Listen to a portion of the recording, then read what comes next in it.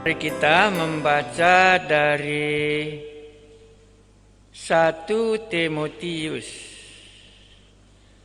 pasal 1 ayatnya yang ke-15. Pasal 1 ayat 15. Mungkin Anda akan tanya, adakah Natal di dalam surat-surat? Inilah kita baca Natal yang ada di dalam surat 1 Timotius. Ayatnya yang ke-15 dan 16 dan 17. Saya baca, perkataan ini benar dan patut diterima sepenuhnya. Kristus Yesus datang ke dunia untuk menyelamatkan orang berdosa. Dan di antara mereka, akulah yang paling berdosa. Tetapi justru karena itu aku dikasihani, agar dalam diriku ini sebagai orang yang paling berdosa, Yesus Kristus menunjukkan seluruh kesabarannya. Dengan demikian, aku menjadi contoh bagi mereka yang kemudian percaya kepadanya dan mendapat hidup yang kekal. Hormat dan kemuliaan sampai selama-lamanya bagi Raja segala zaman, Allah yang kekal, yang tak nampak, yang esa. Amin. Saya ulangi, perkataan ini benar, berarti tidak salah ya, dan patut diterima sepenuhnya. Kristus Yesus datang ke dunia. Allah menjelma menjadi firman, menjelma menjadi manusia. Paulus memakai istilah ini, Kristus Yesus datang ke dunia. Dari mana dia datang? Dari kampungnya lah. Kalau ada orang datang ke Medan kan kampungnya bukan di Medan ya, tapi dia datang dari mana kampungnya. Maka Paulus pakai istilah itu. Itu nanti uraian latar belakangnya surat 1 Timotius dan ada hubungannya dengan kitab Injil Yohanes. Itu nanti waktu kita khotbah yang kedua. Perkataan ini benar dan patut diterima sepenuhnya. Kristus Yesus datang ke dunia. Jadi kalau kita datang ke Medan berarti kita sudah ada sebelum kita datang ke Medan. Maka Yesus sudah ada sebelum dia datang ke dalam dunia. Datang. Kalau Injil lain mengatakan lahir ya. Ya, kepada gembala-gembala diumumkan oleh malaikat-malaikat bahwa hari ini telah lahir bagimu seorang juru selamat di kota Daud. Lahir. Orang Majus juga sama. Di manakah raja yang sudah lahir itu? Kami mau datang untuk menyembahnya. Injil mengungkapkan kelahiran itu Natal. Tetapi Paulus tidak mengungkapkan kelahiran, tapi dia menyatakan Yesus Kristus datang ke dunia. Ya, itu pertama kita. Kristus Yesus datang ke dunia. Perkataan ini benar dan patut diterima sepenuhnya. Sesudah itu baru dikatakan untuk menyelamatkan orang berdosa. Itu poin yang kedua. Untuk apa dia datang? Untuk menyelamatkan orang berdosa. Kita ulangi. Kristus Yesus datang ke dunia. Natal. Bagaimana caranya dia datang? Itulah yang kita katakan dengan melalui kelahirannya kalau menurut Injil. Tapi Paulus tidak memakai istilah Injil. Dan Yohanes juga tidak memakai itu. Nanti uraiannya ini kita akan dapat khotbah yang kedua. Tetapi yang jelas bagi kita yang patut diterima sepenuhnya, bahwa Kristus Yesus datang ke dunia.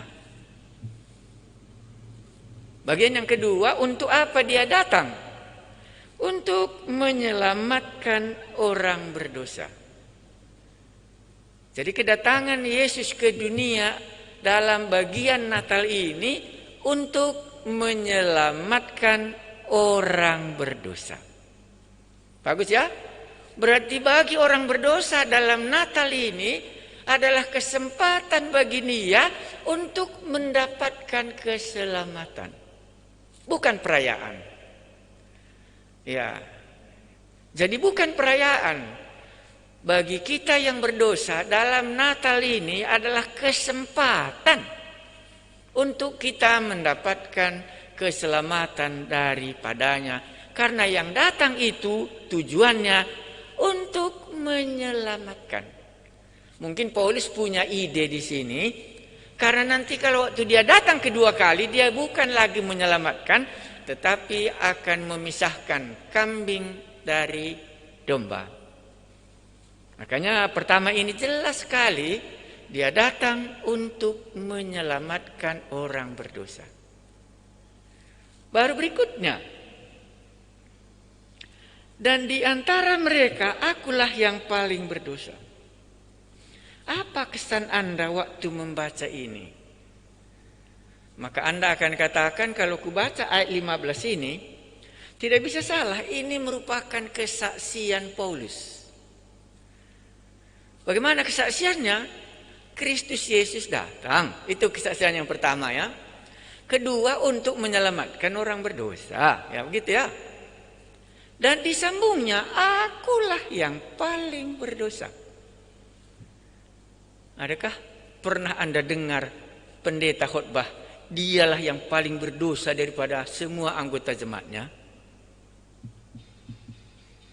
Ataukah kita lebih senang, kitalah yang lebih kudus? Atau kitalah yang lebih hebat? Dan kitalah yang lebih orang rohani? Kurasa tidak berkelebihan Paulus mengungkapkan hal itu. Karena di dalam ayat 13 itu jenis dosa yang dia lakukan. Karena kalau kita katakan kita orang berdosa, apa jenisnya dosa Anda? Sekarang kita sudah sampai, oh ini rupanya, makanya Paulus bisa diselamatkan.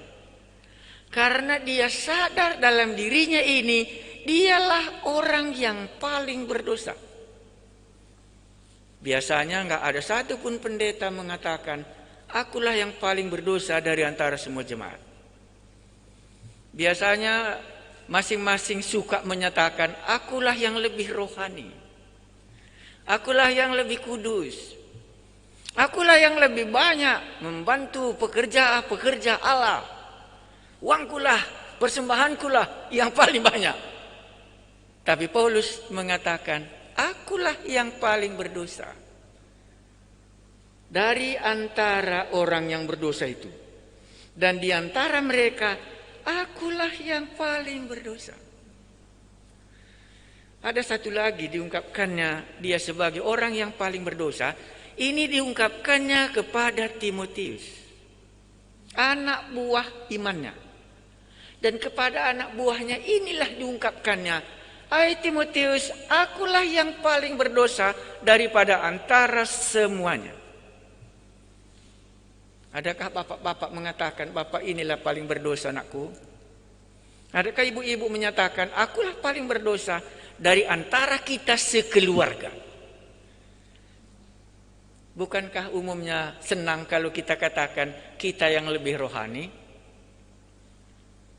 Dan satu lagi, dalam 1 Korintus 15 ini diungkapkannya kepada Timotius. Anak pelayanannya, kepadanya lah dia ungkapkan, aku inilah orang yang paling berdosa. Dan satu kali lagi dia ungkapkan ke jemaat Korintus. 1 Korintus 15 ayatnya yang ke-9. Itu Paulus mengungkapkannya di antara rasul-rasul. Karena tadi dikatakannya Kristus Yesus datang untuk menyelamatkan orang berdosa. Dan akulah dari antara mereka yang paling berdosa. Timotius tahu. Sekarang 1 Korintus 15 ayatnya yang ke-19. Ayat 9. Paulus mengungkapkan itu. Karena aku adalah yang paling hina dari semua rasul. Bahkan tidak layak disebut rasul. Sebab aku telah menganiaya jemaat Allah. Kata apa dipakainya dalam Indonesia, bahasa Indonesia? Karena itu akulah yang paling hina dari semua rasul. Anda bisa bayangkan apa yang ada di dalam pikiran Paulus waktu dia mengucapkan itu tentang rasul-rasul yang lain. Dia mencoba melihat dirinya dengan anaknya Timotius, di mana sekarang melayani di jemaat Efesus. Dikatakannya, akulah yang paling berdosa dari antara mereka semua. Dan kepada jemaat Korintus dia katakan, kalau Anda bandingkan aku dengan rasul-rasul yang lain, akulah yang paling hina dari antara mereka semuanya. Dibuatnya alasannya. Berarti Paulus bukan mengungkapkan fakta yang tidak benar. Dia mengungkapkan benar sebagaimana dia sadari betul-betul memang dialah orang yang paling berdosa dari antara semua. Dan dialah yang paling hina daripada semua rasul-rasul. Adakah pengakuan Paulus ini menjadi bagian hidup kita? Kalau Anda katakan, bukankah teologi Rasul Paulus? Bukankah Paulus itu adalah aktor, misioneri, pekabar Injil, pendiri gereja yang paling hebat di dalam masa perjanjian baru? Dan bukan itu saja, bukankah Paulus itu menulis surat yang lebih banyak daripada semua rasul-rasul yang lain? Tetapi dalam hal ini dia bukan mengatakan yang demikian. Dia mengatakan, akulah yang paling hina daripada semua rasul-rasul yang lain. Jemaat Korintus dengar itu. Dan 1 Timotius pasal 1 tadi, sengaja dia tulis surat ini kepada Timotius. Kristus Yesus datang ke dunia untuk menyelamatkan orang berdosa. Dan akulah yang paling berdosa dari antara mereka. Paulus menyadari akan dirinya sepenuhnya dalam semua latar belakangnya. Maka mungkin Anda akan katakan, Paulus senang menceritakan kesaksian hidupnya sebagai orang berdosa. Bahkan tadi dikatakannya, supaya menjadi contoh bagi orang yang akan diselamatkan nanti. Tahukah Anda arti Natal yang paling fundament apa yang menjadi dasar sekali? Saya kira Natal yang menjadi dasar sekali ialah Yang Maha Kuasa lahir di kandang domba, menjadi hina. Dan mungkin itu dalam pikiran Paulus. Dan yang tadi tidak terbatas di surga, bisa dia datang ke bumi, masuk ke manusia yang terbatas sekali. Adakah Anda lihat roh Paulus masih bekerja dengan roh kita hari ini, mengatakan, akulah paling hina dari antara semua pendeta-pendeta? Ataukah lebih baik kita katakan, pendeta ini dipakai Allah lebih berkuasa daripada yang lain? Inilah hamba Tuhan yang berhasil. Atau kita katakan, aku lebih baik daripada dia? Walaupun aku jelek, tapi masih aku juga yang lebih baik daripada dia. Tingkat perbandingan.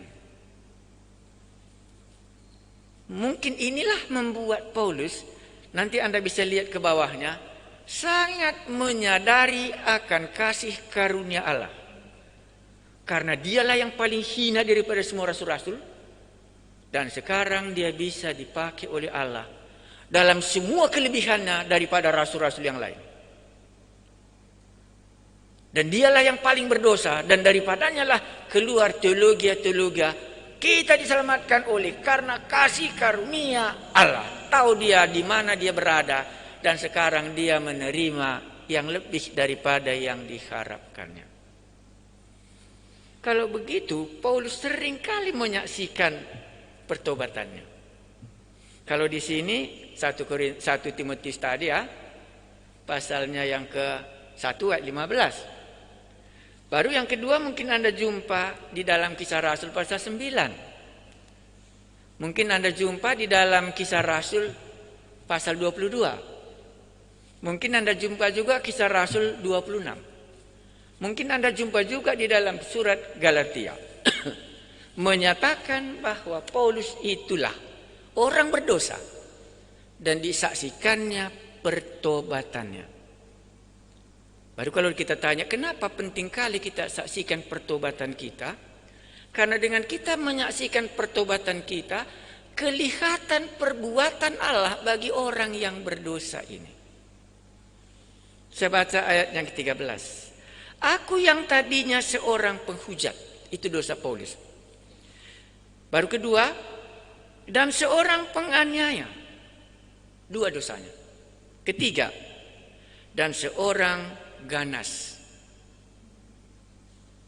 Tetapi aku telah dikasihaninya, karena semuanya itu telah kulakukan tanpa pengetahuan, yaitu di luar iman. Apa dosa saudara? Dosa Paulus pertama apa?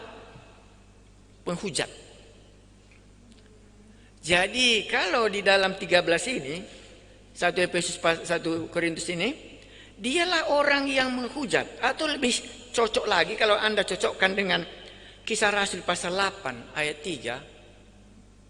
Dia memaksa orang supaya orang itu murtad dan menyangkal imannya yang selama ini mereka ikut Yesus, supaya mereka harus sangkal. Itu maksudnya di sini. Penghujat. Dihujatnya Allah. Itulah dosanya. Anda bisa jumpa itu Kisah Rasul pasal 8 ayat 9 ayat 3. Dia sebagai seorang penghujat, supaya diajaknya orang supaya menyangkal iman orang kepada Yesus. Dan Anda ingat apa yang dilakukannya? Ini bagaimana? Penganiaya. Anda ingat kali bagaimana Paulus menjaga bajunya Stefanus waktu orang membunuh dia. Itu dimaksudkannya, aku ini orang yang menganiaya. Dan waktu itu pergi dia ke Damaskus, di dalam pertobatannya itu juga sama.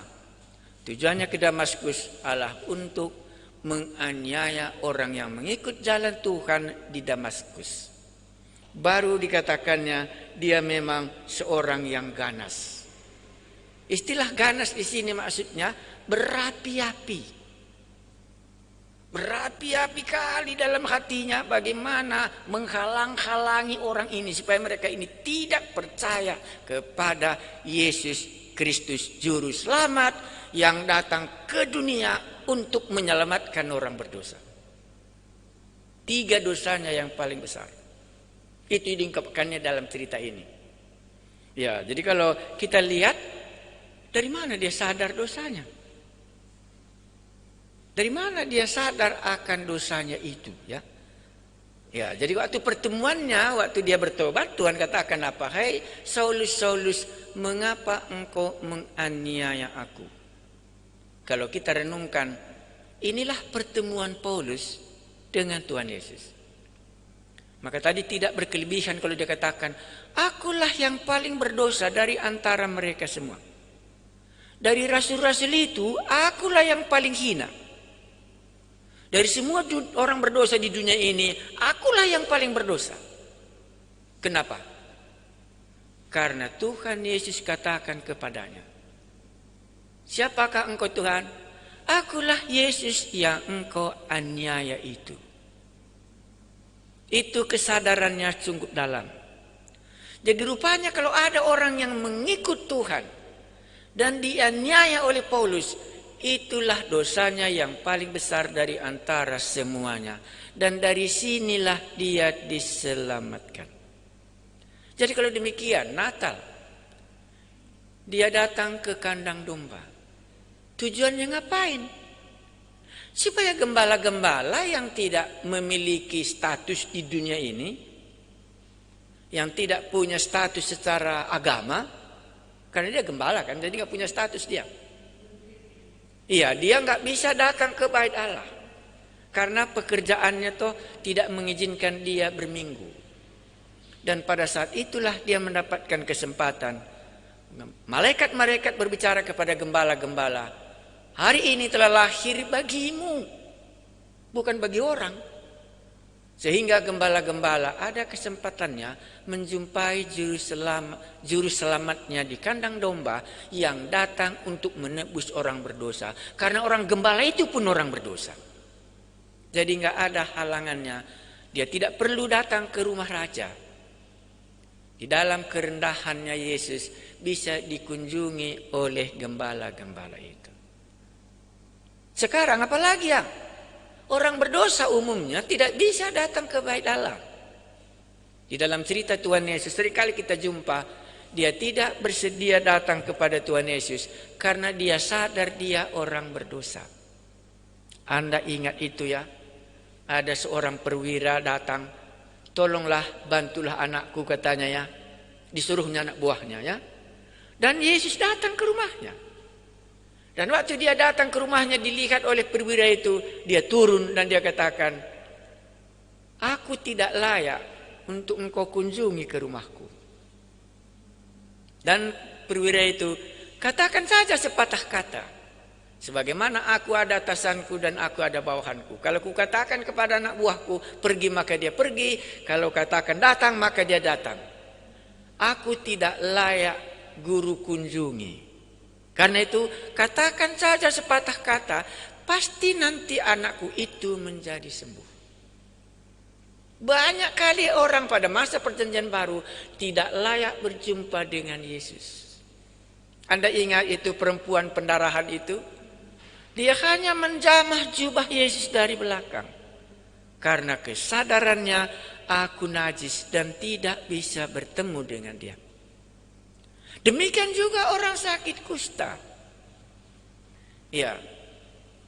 Tidak bisa berjumpa karena kusta itu adalah disebabkan karena dosa. Tetapi enggak ada lagi alasan karena Yesus Kristus datang untuk menyelamatkan orang berdosa.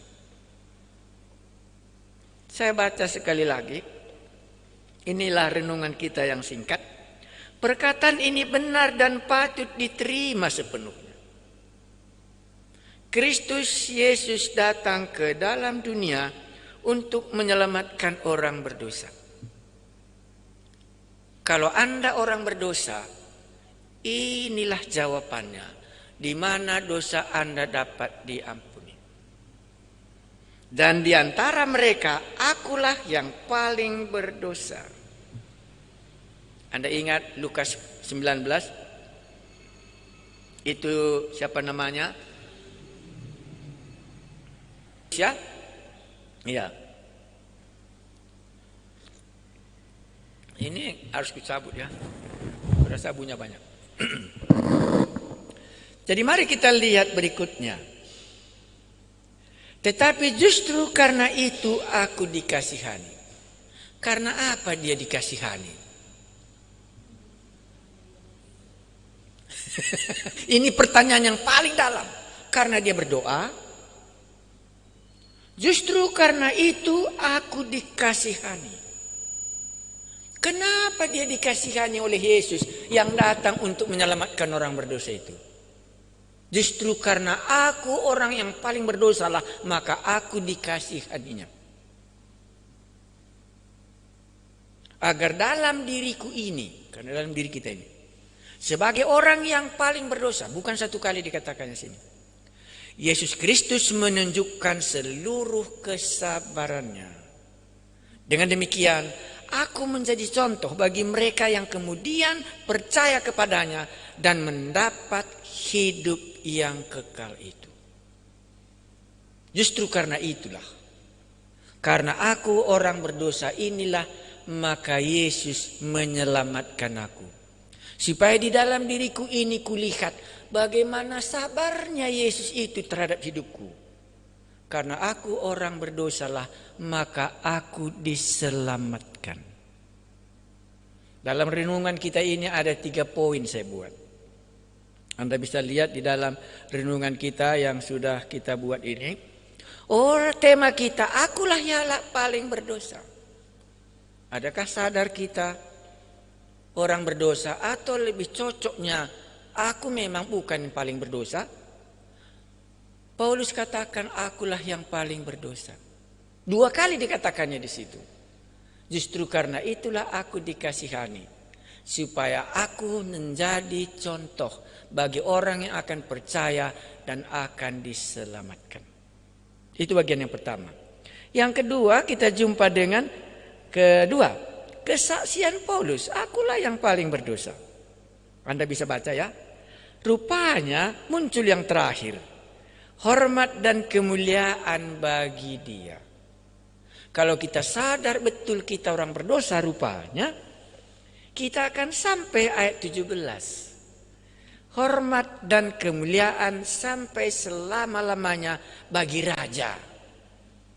Jadi kalau kita sadar betul-betul kita orang berdosa, akan datanglah keputusan kita akan hormat dan memuji Dia. Lihat saja Anda waktu memuji Yesus. Lihat saja Anda waktu memuji Yesus. Benarkah Anda orang yang paling berdosa? Sehingga ucapan hormat kita kepadanya tidak pernah kurang. Segala zaman yang kekal, yang tak nampak, yang esa. Amin. Ada satu gambar yang paling senang saya membacanya. Karena dalam waktu kami masa remaja belajar baptisan, kami belajar itu. Mari kita coba lihat di Facebook. Bisa kita lihat ya? Ya, di dalam Facebook kita itu Anda bisa lihat orang muda yang kaya. Ya, mari kita bisa lihat di orang muda yang kaya ini. Bisa Anda kasih komentar. Ya, orang muda yang kaya ini Anda bisa lihat, dia akan datang juga kepada Tuhan Yesus. Apa alasannya dia tidak diselamatkan? Tuhan Yesus mulai berbicara sama dia ya. Apa dikatakan sama Tuhan Yesus? Guru yang baik. Perkataan itu keluar dari pemuda yang kaya itu. Karena dia baik. Makanya dikatakan ini guruku yang baik. Karena aku pun baik. Maka Yesus menyanggah. Kenapa kau katakan aku baik? Siapa dia?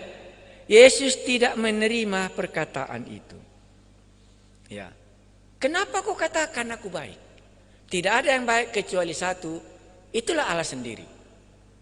Baru disambungnya ya.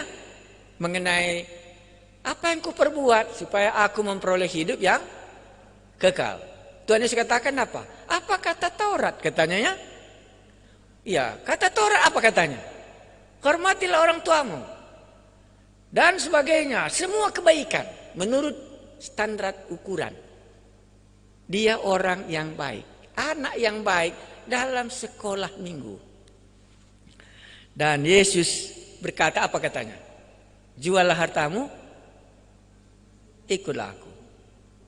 Dia tidak mau. Dan di dalam gambar kita ini dibuat guru sekolah minggunya, pergilah dia meninggalkan Yesus. Ya gimana? Dibelakanginya Yesus. Itu lebih cocok kalau dalam gambar ini. Anda bisa lihat ya, dibelakanginya Yesus. Menurut Anda kenapa dibelakanginya?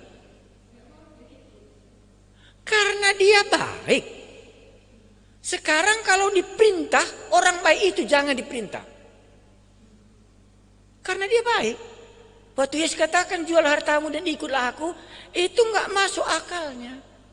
Karena dia orang baik, dia bukan orang berdosa.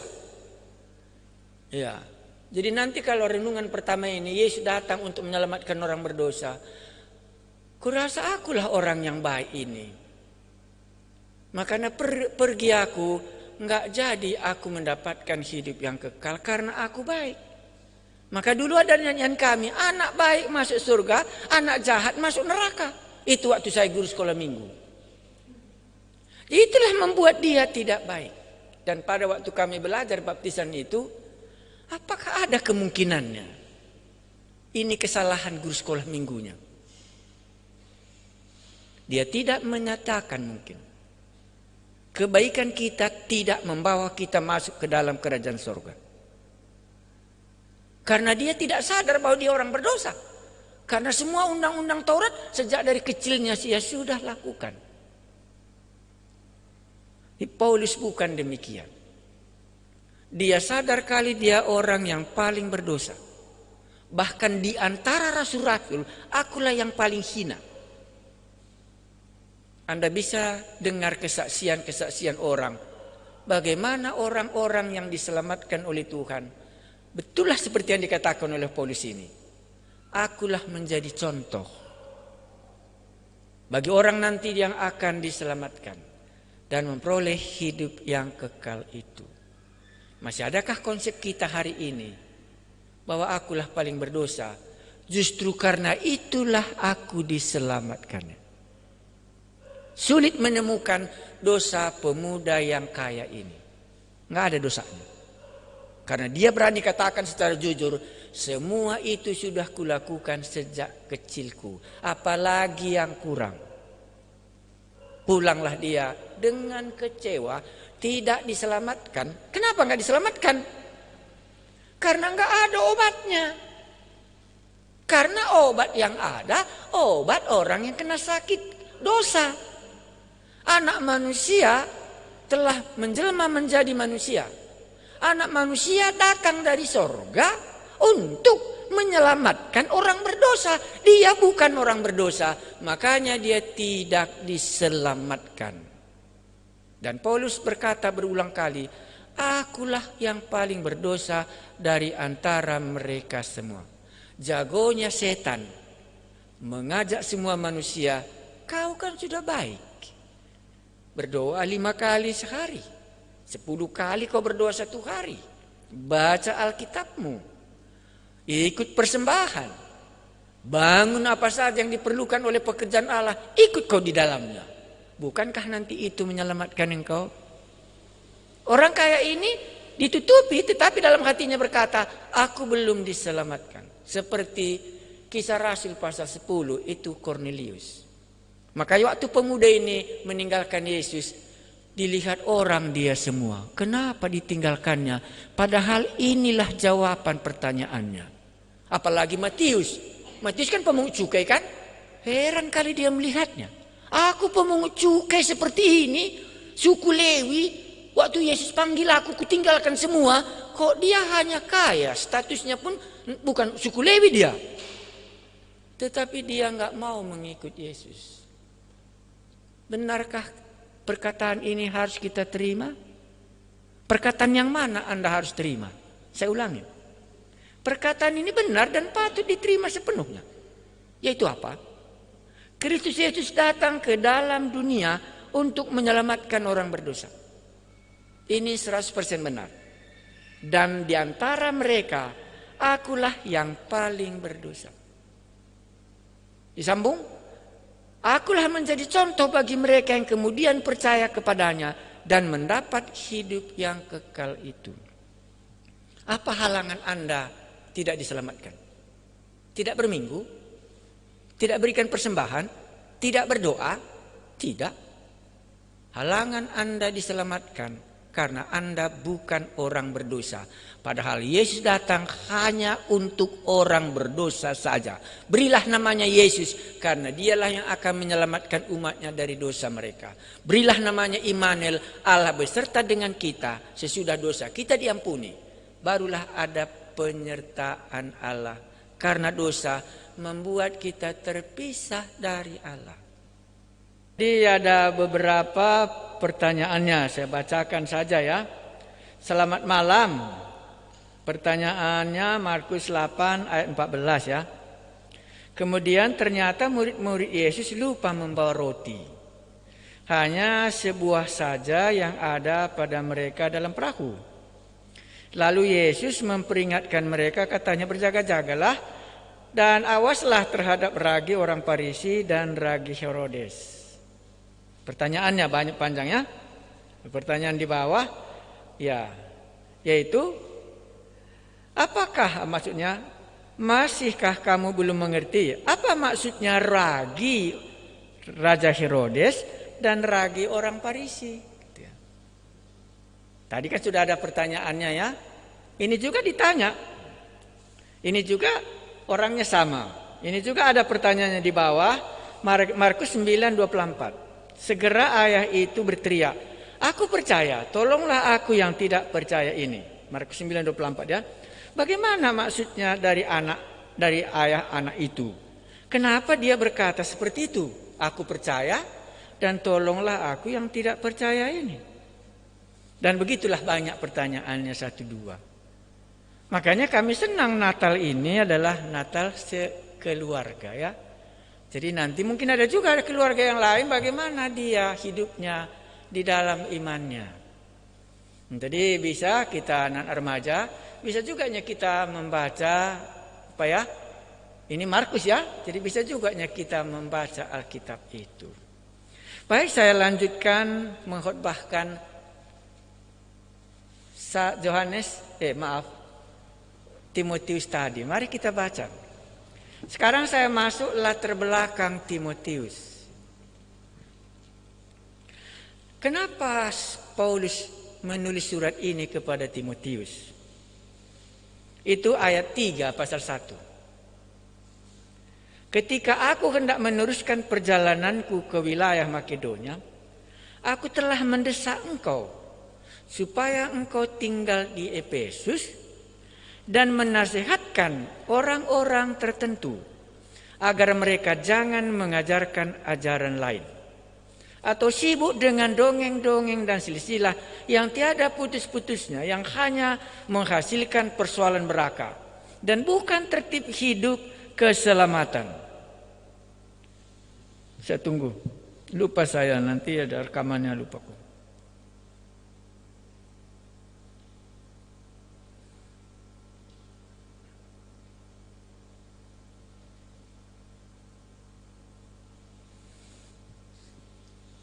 Ayat 5. Ayat 4. Ataupun sibuk dengan dongeng dan silsilah yang tiada putus-putusnya, yang hanya menghasilkan persoalan belaka dan bukan tertib hidup keselamatan yang diberikan Allah dalam iman. Tujuan nasihat itu ialah kasih yang timbul dari hati yang murni dan seterusnya. Inilah latar belakang khotbah Paulus di dalam ayat 15 tadi, yaitu di jemaat Efesus.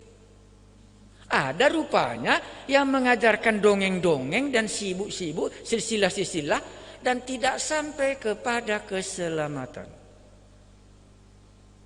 Kota Efesus tadi Paulus mengatakan perkataan ini benar dan patut diterima sepenuhnya. Kristus Yesus datang ke dalam dunia. Injil Yohanes juga ditulis kepada jemaat Efesus. Why? Kenapa Injil Yohanes juga mengatakan firman menjelma menjadi manusia? Waktu Paulus juga mengatakan dalam bidang ini, Kristus Yesus datang ke dalam dunia ini. Injil yang lain tidak menceritakan itu.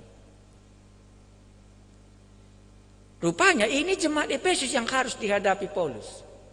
Dan ini jemaat Efesus juga yang harus dihadapi oleh Yohanes dalam teologianya kitab Efesus rupanya. Waktu saya baca Kisah Para Rasul, mana tahu itu nanti benar jawabannya. Anda ingat itu Kisah Rasul pasalnya yang ke 9-17 kurasa, waktu Paulus berada di Efesus. Itu Kisah Para Rasul 17 atau 19. Kita lihat sampai kita dapat 19 kurasa ayatnya yang ke, tadi sudah saya catat tapi saya lupa, tapi kita baca bersama. Paulus itu di Efesus. Karena alasan itulah maka Paulus meninggalkan daerah ini, karena ada kesulitannya dengan orang-orang di Efesus, khususnya dengan kuasa gelap. Ya. Itu dikatakannya bahwa Artemis itu ayat 35. Kisah Rasul 19 ayat 35. Akan tetapi panitra kota menenangkan orang banyak itu dan berkata, "Hai orang Efesus, siapakah di dunia ini yang tidak tahu bahwa kota Efesuslah yang memelihara baik kuil Dewi Artemis yang maha besar maupun patungnya yang turun dari langit." Jadi patung inilah untuk menjaga kota Efesus yang patungnya ini jatuh dari langit. Jadi waktu dibaca tadi, bagaimana untuk menghadapi ajaran sesat yang sedang terjadi, di mana Paulus harus meninggalkan kota Efesus, maka ditinggalkannya lah Timotius di sana untuk menasihati supaya ajaran yang salah tadi bisa diluruskan. Itulah latar belakangnya. Jadi Anda mulai memikirkannya, makanya di dalam Injil Yohanes firman menjelma menjadi manusia.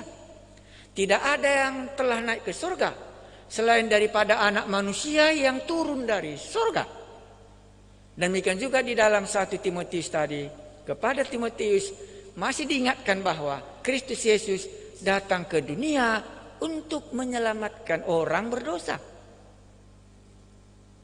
Dan yang paling berdosa adalah aku. Dan pada ayat 17 yang kita baca tadi dalam 1 Timotius itu, hormat dan kemuliaan sampai selama-lamanya bagi Raja segala zaman, Allah yang kekal, yang tak nampak. Karena dewa Artemis yang ada patungnya, mereka ke situ terus nampak. Jadi bagaimana seperti kontradiksi ya antara ayat 15 dan ayat 17 yang mengatakan Allah itu Kristus Yesus telah datang ke dunia. Tetapi di yang lain tidak nampak. Bagaimana caranya? Karena rupanya latar belakangnya di dalam Kisah Rasul pasal 19 ayat 35 tadi. Jadi bolehlah kita bayangkan khotbah Paulus ini kepada jemaat Efesus untuk menyelamatkan mereka. Karena mereka sudah sesat dengan dongeng-dongengnya, dengan falsafah gnostiknya semua, Injil Yohanes, 1 Yohanes dan 2 Yohanes itu semua menyinggung itu. Dan Timotius harus ditugaskan di sana. Jadi bagaimana bisa menguatkan Timotius dalam kondisi yang berat ini? Jawabnya sangat sederhana. Yaitu, akulah dulu juga sesat. Aku juga dulu penghujat. Aku juga dulu galing ganas dalam ajaran sesat. Sebelum aku percaya. Tetapi akulah menjadi contoh. Bisa kau lihat aku sudah diselamatkan. Jadi dalam kasus berat seperti itulah Timotius dikuatkan oleh Paulus dalam kesaksiannya sebagai orang berdosa, sebagai orang yang sesat, sebagai yang ganas, sebagai penganiaya, kok masih bisa diselamatkan. Jemaat Efesus yang sudah banyak guru dongeng-dongengnya, yang sudah banyak kali patung-patungnya semua, masih mungkinkah diselamatkan kota ini? Itulah maka disambungnya di bawahnya ayat 12 umpamanya. Ini tadi sudah jelas ya, kita nggak baca lagi. Aku bersyukur kepada Dia yang menguatkan aku, supaya Timotius bisa dikuatkan dalam menghadapi ajaran sesat tadi. Karena ia menganggap aku setia, supaya Paulus tetap setia dan Timotius tetap setia, dan mempercayakan pelayanan ini kepadaku. Aku yang tadinya seorang penghujat dan seorang penganiaya dan seorang ganas, tetapi aku telah dikasihaninya. Inilah dia yang mau kita ungkapkan. Karena semuanya itu telah kulakukan tanpa pengetahuan, yaitu di luar iman. Malah kasih karunia Tuhan itu telah dikaruniakan dengan limpahnya kepadaku dengan iman dan kasih dalam Kristus Yesus. Perkataan ini benar. Jadi walaupun ada ajaran sesat, walaupun ada ajaran yang cerita dongeng-dongeng yang tidak sampai kepada keselamatan, ya, karena itu aku menyuruh engkau tinggal di situ menasihati mereka, supaya ajaran mereka itu sampai kepada keselamatan. Jadi kita akan mencoba merenungkan bagaimana hidup kita di tengah-tengah dunia yang kita hadapi sekarang ini. Sampaikah khotbahku membuat orang itu bisa mendapatkan hidup yang kekal? Bisa kita berbicara banyak kali ajaran, Pak. Sama dengan di jemaat Efesus, bagaimana Timotius disuruh ke sana untuk menasihatkan ajaran-ajaran yang sedang berkembang di jemaat Efesus itu. Tetapi dalam hal itulah Paulus mengungkapkan bagaimana dia diselamatkan dari yang paling berdosa itu. Supaya Timotius nanti tidak menilai bahwa jemaat Efesus ini tidak bisa lagi diselamatkan. Yang tidak bisa diselamatkan hanya satu, yaitu orang yang tidak berdosa. Karena tujuan Yesus datang ke dunia adalah untuk menyelamatkan orang berdosa. Rupanya ajaran yang sedang dialami oleh Timotius di jemaat Efesus ini adalah itu sehubungan dengan menyangkut dosa. Menyangkut dosa, bagi mereka dosa tidak perlu lagi dibicarakan. Ya, karena teologi gnostik memang keselamatan tidak ada sangkut pautnya dengan kehidupan kekudusan di dunia. Roh adalah kudus, tubuh ini yang berdosa. Itulah salah satu umpamanya dongeng-dongengnya yang berkembang di kota ini. Jadi Paulus mau menguatkan imannya Timotius, memberikan teladan bagaimana aku juga dulu diceritakannya semua keberadaannya. Tetapi sekarang toh aku sudah diselamatkan. Maka dalam khotbah pertama tadi kita coba dulu, masih adakah kita menyadari akulah yang paling berdosa dari antara orang lain? Atau ajaran itu juga sudah masuk di antara kita? Akulah yang paling baik dari antara yang lain. Itu jugalah yang kita sering jumpa di dalam perjanjian baru. Waktu itu Yesus katakan ada dua orang yang pergi berdoa, gitu ya. Satu orang mengucap syukur karena aku bukan orang ini, aku berpuasa, aku begini, semua menunjukkan kebaikannya. Tetapi datanglah satu orang pemungut cukai berdoa dan memukuli dirinya, aku ini tidak layak di hadapanmu. Baru Yesus katakan, doa siapakah yang diterima dari antara mereka berdua? Bolehkah kita juga ajaran sesat yang kita hadapi sekarang ini adalah ajaran sesat yang menyatakan aku lebih baik daripadamu? Atau kita akan berkata, justru karena aku berdosa itulah maka aku dikasihaninya. Apa dasar Allah mengasihani saya dan saudara? Sebelum kita akhiri kebaktian ini, mari kita menghadap Tuhan. Adakah sikap di dalam hati kita, akulah yang paling berdosa di dalam semua jemaatku ini, dan karena itulah aku dikasihaninya? Ataukah akulah yang paling baik, Karena itulah aku dikasihaninya. Nggak ada itu di dalam Alkitab ini. Makanya dikatakan tadi, ajaran ini patut kita terima. Kan itu tadi ulang-ulanginya. Makanya ajaran ini patut kita terima. Bahwa akulah yang paling berdosa dari antara mereka semua.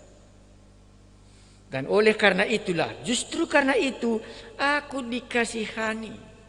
Agar dalam diriku ini, sebagai orang yang paling berdosa, Kristus menunjukkan seluruh kesabarannya. Dengan demikian keluarlah hormat dan kemuliaan hanya bagimu saja. Tidak pernah lagi hormat dan pujian untuk diriku. Hormat dan pujian hanya untuk Dia yang sudah menyelamatkan aku, orang yang paling berdosa ini. Ataukah sudah memang masuk ajaran sesat ke tengah-tengah gereja kita? Bahwa kita ini semua orang yang lebih baik daripada orang lain. Dan tidak pernah lagi sampai ke dalam hati kita, akulah yang paling berdosa dari antara kawanku segereja ini. Karena itulah aku dikasihaninya. Dengan demikian, aku hormat dan memberi kemuliaan kepada Dia, Raja. Segala raja yang kekal, yang tidak kelihatan itu, kepadanya lah aku mengucap syukur. Atau yang kedua, atau yang terakhir, aku bukan orang berdosa. Wah, itulah yang lebih bagus ya. Aku ini bukan orang berdosa. Siapa itu orang berdosa? Dialah yang patut berdosa. Waktu ku dengar itu dari satu kawanku dulu, oh dia pekerja gereja. Dan waktu ku jumpai dia, sesudah kami nggak berjumpa sama dia lebih 20 tahun, diingatnya semua masa mudaku sama-sama dengan dia sebagai mahasiswa. Langsung dibilangnya apa? Iya, memang katanya cakap karo kena, kami memang pantas bertobat katanya. Iya, karena dia juga pekerja di gereja. Ya, kamu pantas bertobat karena memang kamu banyak dosandu katanya. Karena aku mau bersaksi sama dia, menyatakan bahwa aku orang berdosa dan dia bukan orang berdosa. Makanya tadi kuulangi sekali lagi, adakah dosa yang jelas yang kita tahu? Kalau tidak, kita nggak bisa diobati. Dokter datang kalau tidak ada ditemukan penyakit kita, dokter nggak bisa berbuat apa-apa. Maka Paulus menunjukkan 3 dosanya, bahkan 4 dosanya hubungannya dengan rasul-rasul yang lain. Dialah yang paling hina. Semua penafsir mengatakan, apakah Paulus melebih-lebihkan itu? Semua penafsir katakan tidak. Memang dia sampai menyadari sepenuhnya bahwa dia yang paling hina daripada semua rasul-rasul yang lain. Di sini dia mengungkapkan 3 dosanya yang paling besar kepada anak buahnya Timotius. Dan di dalam hal itulah aku dikasihaninya. Dalam aku karena berdosa inilah maka aku dikasihaninya. Karena itu kepada dialah seluruh hormat dan pujianku, kepada Raja segala zaman, dan kepadanya lah dan akulah menjadi contoh bagi orang yang kemudian percaya dan akan mendapatkan hidup yang kekal itu. Mari kita tutup kebaktian kita.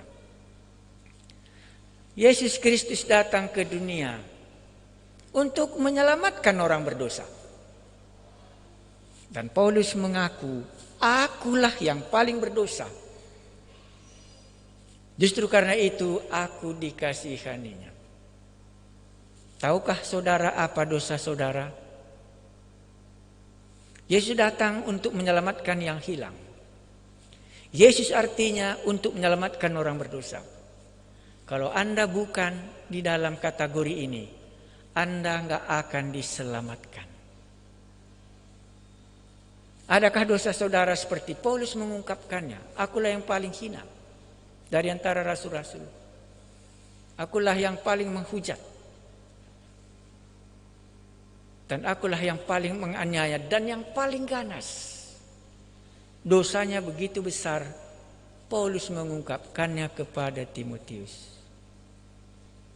Adakah di dalam diri Anda mengatakan seperti pemuda yang kaya itu, Anda baik dari kecil?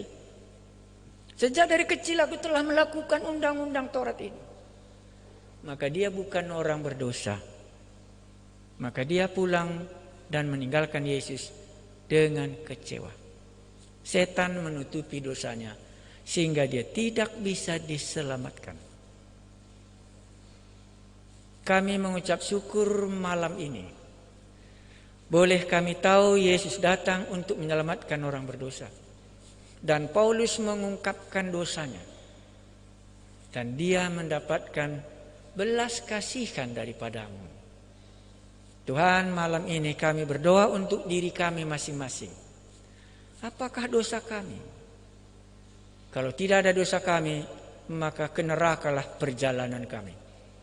Tapi kalau kami menyadari kamilah yang paling berdosa dari antara teman-teman yang lain, maka Kristus, justru karena itulah Tuhan, kami dikasihani. Malam ini kami mohon supaya Roh Kudus yang menunjukkan kesalahan kami berbicara kepada kami masing-masing. Terpujilah namamu buat kesaksian anak remaja kami, supaya anak remaja yang lain juga nanti bersedia membaca Alkitabnya sendiri. Kiranya damai sejahtera-Mu menyertai hidup kami malam ini, dan sampai pengakuan kami, kamilah yang paling hina dari semua rasul-rasul. Kamilah yang paling berdosa, seperti Paulus mengungkapkannya, supaya roh yang sama berbicara kepada kami masing-masing. Di dalam nama Yesus Kristus Tuhan Juru Selamat kami berdoa. Amin. Selamat Natal dan sampai kita bertemu lagi besok. Terima kasih banyak.